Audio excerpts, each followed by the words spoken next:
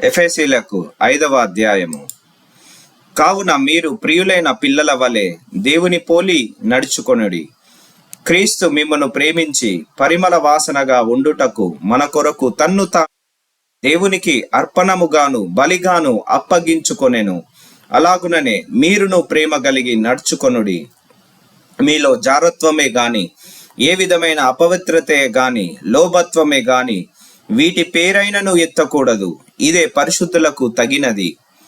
కృతజ్ఞతా వచనమే మీరుచ్చవరింపవలెను గాని మీరు బూతులైనను పోకిరి మాటలైనను సరసోక్తులనైనను ఉచ్చరింపకూడదు. ఇవి మీకు తగవు. వ్యభిచారి అయినను అపవిత్రుడనైనను విగ్రహారాధికుడు అయిన లోబి అయినను క్రీస్తు యొక్కయు దేవుని యొక్క రాజ్యమునకు హక్కుదారుడు కాడను సంగతి మీకు నిశ్చయముగా తెలియను.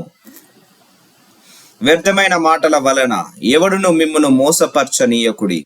ఇట్టి క్రియ వలన దేవుని ఉగ్రత అవిధేయులైన వారి మీదికి వచ్చును గనుక మీరు అట్టి వారితో పాలివారై ఉండకుడి. మీరు పూర్వమందు చీకటి అయి ఉంటిరి, ఇప్పుడైతే ప్రభునందు వెలుగై ఉన్నారు. వెలుగు ఫలము సమస్త విధములైన మంచితనము, నీతి, సత్యమను వాటిలో కనబడుచున్నది. గనుక ప్రభువుకేది ప్రీతికరమైనదో దానిని పరీక్షించుచు వెలుగు సంబంధుల వలె నడుచుకొనుడి. నిష్ఫలమైన అంధకార క్రియలలో పాలివారై ఉండక వాటిని ఖండించుడి. ఏలయనగా అట్టి క్రియలు చేయువారు రహస్యమందు జరిగించు పనులను గూర్చి మాటలాడుటయైనను అవమానకరమై ఉన్నది. సమస్తమును ఖండింపబడి వెలుగు చేత ప్రత్యక్షపరచబడును. ప్రత్యక్షపరచున్నది ఏదో అది వెలుగే కదా. అందుచేత నిద్రించుచున్న నీవు మేల్కొని మృతులలో నుండి లెమ్ము. క్రీస్తు నీ మీద ప్రకాశించునని ఆయన చెప్పుచున్నాడు. దినములు చెడ్డవి గనుక మీరు సమయమును పోనీయక సద్వినియోగము చేసుకొనుచు అజ్ఞానుల వలె కాక జ్ఞానుల వలె నడుచుకొనున్నట్లు జాగ్రత్తగా చూచుకొనుడి. ఇందు నిమిత్తము మీరు అవివేకులు కాక ప్రభు యొక్క చిత్తమేమిటో గ్రహించుకొనుడి. మరియు మద్యముతో మత్తులై ఉండకుడి, దానిలో దుర్యాపారము కలదు. అయితే ఆత్మపూర్ణులై ఉండుడి.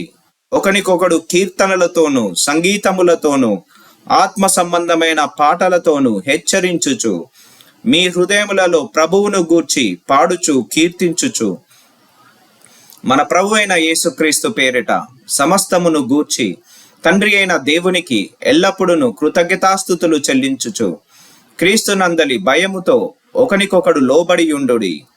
స్త్రీలారా, ప్రభువునకు వలె మీ సొంత పురుషులకు లోబడి ఉండుడి. క్రీస్తు సంఘమునకు శిరస్సై ఉన్నలాగున పురుషుడు భార్యకు శిరస్సై ఉన్నాడు. క్రీస్తే శరీరమునకు రక్షకుడై ఉన్నాడు. సంఘం క్రీస్తునకు లోబడినట్టుగా భార్యలు కూడా ప్రతి విషయంలోనూ తన పురుషులకు లోబడవలెను. పురుషులారా, మీరును మీ భార్యలను ప్రేమించుడి. అటువలే క్రీస్తు కూడా సంఘమును ప్రేమించి అది కలంకమైనను ముడతయైనను అట్టిది మరి ఏదైనను లేక పరిశుద్ధమైనది గాను నిర్దోషమైనది గాను మహిమ గల సంఘము గాను ఆయన తన ఎదుట దానిని నిలువబెట్టుకొనవలెనని వాక్యముతో ఉదక స్నానము చేత దానిని పవిత్రపరిచి పరిశుద్ధపరచుటకై దాని కొరకు తన్ను తాను అప్పగించుకొనెను. అటువలనే పురుషులు కూడా తమ సొంత శరీరములను వలె తమ భార్యలను ప్రేమింపబద్దలై ఉన్నారు.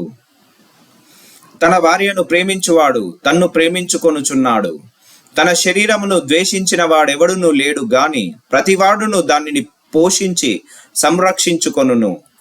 మనము క్రీస్తు శరీరమునకు అవయవములై ఉన్నాము గనుక అలాగే క్రీస్తు కూడా సంఘమును పోషించి సంరక్షించుచున్నాడు.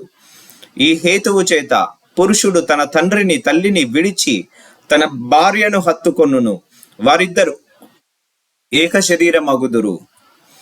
ఈ మర్మము గొప్పది. అయితే నేను క్రీస్తును గూర్చియు సంఘమును గూర్చియు చెప్పుచున్నాను. మెట్టుకు మీలో ప్రతి పురుషుడును తనను వలె తన భార్యను ప్రేమింపవలెను. భార్య అయితే తన భర్త యందు భయము కలిగి ఉండునట్లు చూచుకొనవలెను.